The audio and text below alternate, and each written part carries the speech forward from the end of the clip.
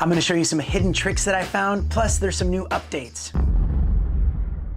When you have it connected to your phone through the lightning adapter, you can actually use your microphone and you press the linking button and you can start and stop your recording. And this also works with photos. If you double tap the power button, you actually mute the microphone, which comes in real handy, especially if you're using two microphones at the same time.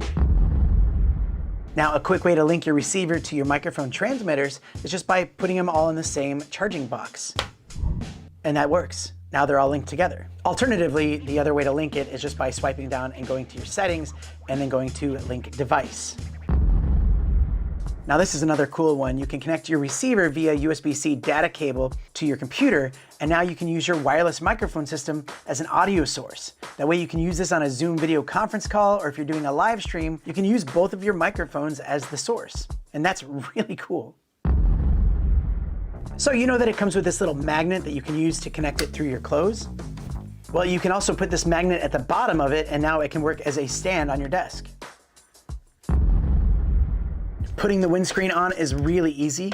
You can see the grooves in this. All you do is line it up with the grooves in the microphone, and then you twist. And now it's on there really tight. And then you just twist and pull it off. Okay, so this one might be a little bit silly, but this one took me a little bit to figure out at the beginning, is how to use the cold shoe mount on your receiver. At the beginning, I was trying to like pop it on this way. I was like, how does this work? And what you gotta do is you just open it up, and then you follow the arrow. And there we go, it's on. And another cool tip that goes with that is that you can actually keep this thing on when you put it in the charging box. That way you don't have to worry about putting the cold shoe mount on and taking it off all the time. You just keep it on there and you just put it in your charging box.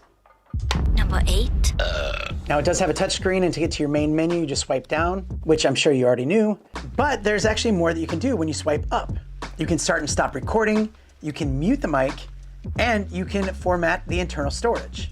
And because you have two wireless mics, you can actually pick which mic by which side you swipe up on.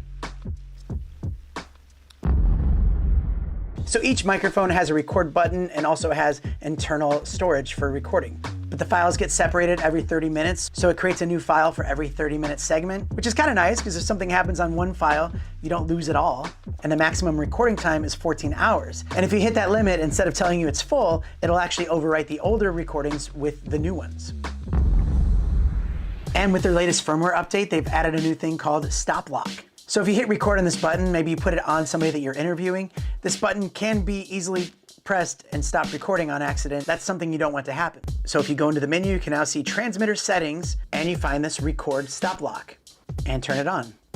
So now when you hit the record button on the microphone, it's on, it's recording. You can't actually stop it with that button. The only way to do that is on your receiver. You swipe up and you can actually stop the recording right there. And next to the stop lock, you have auto record.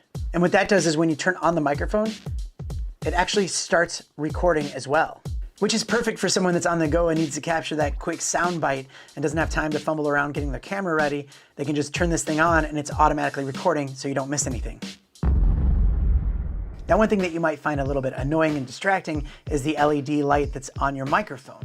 And then maybe it's just a little bit too bright. So now in the transmitter settings, you have a thing called LED brightness.